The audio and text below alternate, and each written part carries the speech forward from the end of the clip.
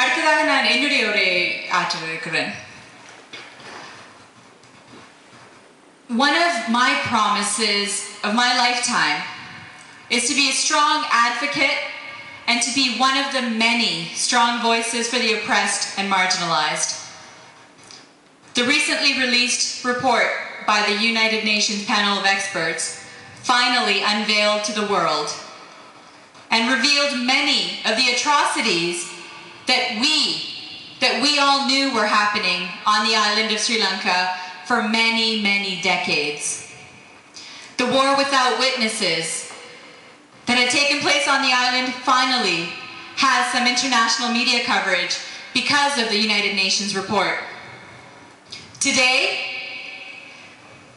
sisters and brothers, sahodara sahodariare, we are gathered here to remember and pay our respects to the tens of thousands of civilians, including innocent women, children, and seniors, who were threatened, abused, raped, tortured, involuntarily made to disappear, imprisoned, displaced as refugees in their own country of origin and homeland, and especially those who paid the ultimate price, their lives.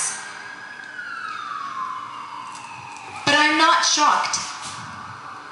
I am not shocked with the findings in the United Nations report, as many of these are what we, as the diaspora Tamil community, have been trying to educate the world about. But now, finally, an international body has found, with credible sources, that I'm going to read a few of the findings that the United Nations report came out with. The government of Sri Lanka shelled on a large scale in 3 consecutive no-fire zones where it had encouraged the civilian population to concentrate. மக்களை போய் இடத்துல வாழ சொல்லிட்டு அங்கேயே போய் shell அடிச்சிருக்கிறோம். The government systematically shelled hospitals and orphanages despite their knowledge of the location of these institutions. உங்கள் அனைவருக்கும் தெரியும், பாடசாலைகளும் அநாதை இல்லங்களுக்கும் ஷெல் பண்ணியிருக்கிறோம். The government deprived people in the conflict zone of humanitarian aid in the form of food and medical supplies, particularly surgical supplies, adding to their suffering. To this end, it purposefully underestimated the number of civilians who remained in the conflict zone. The government committed many, many human rights violations, not only inside the conflict zone, but also outside the conflict zone, including against the media and other government critics. We saw and heard of many journalists who involuntarily disappeared, were and still continue to be tortured today, jailed, and continue to be silenced, many of whom have been held for months without any charges being laid on them. Sisters and brothers, these violations on our brethren, எங்கள் சகோதர சகோதரிகளுடைய வாழ்க்கை, these violations on our brethren's right to life, dignity, and freedom is why the NDP has always stood steadfastly with us as we continue our fight for justice and peace. We all know that it is only Jack Layton and the NDP who has stood shoulder to shoulder with us during our darkest moments.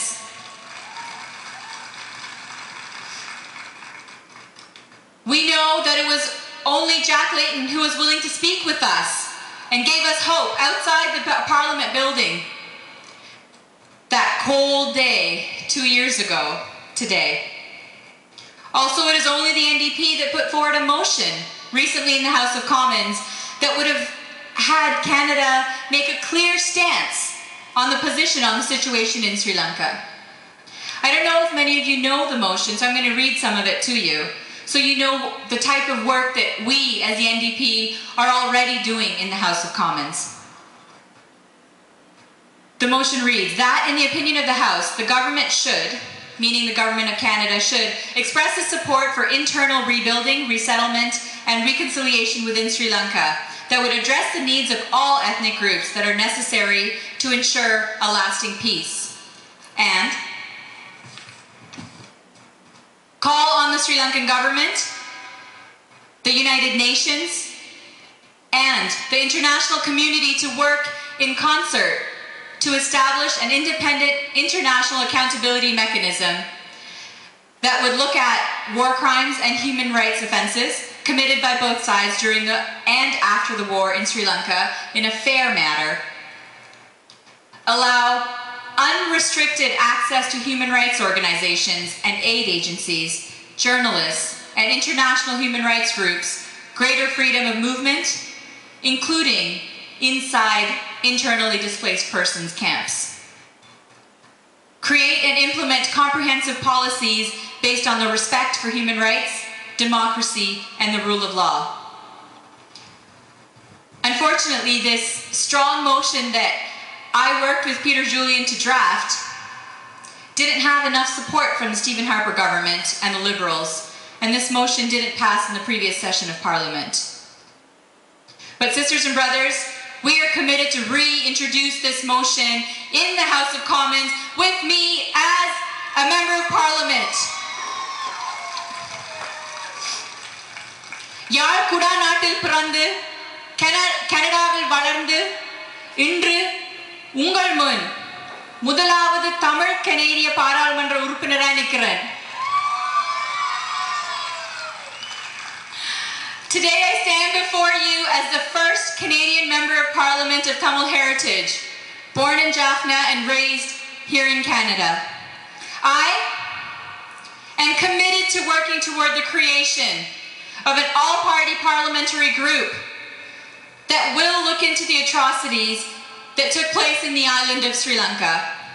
This is very important because in the current situation of the Harper majority, it is important to put aside partisan politics and work beyond the bounds of one's political party to assure the protection of human rights.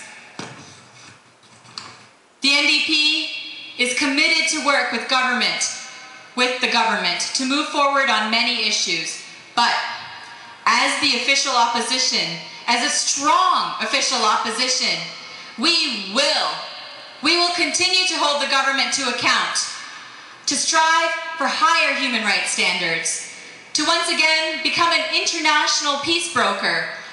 Canada's disgrace on the international scene is now, Canada's reputation on the international scene is now disgraceful. We used to be known as peace brokers. We're not anymore. Canada has historically been known for that, and that is where we need to return to. We, as the NDP, are committed to working hard, to doing everything possible to make this current session of Parliament work. Friends, sisters, brothers, elders, together, we knocked on the doors. Together, we made the phone calls to all in the community to get me elected. Together, we energized our friends and our neighbors. And together, we made history. Together, we will move forward to create lasting change in our community here.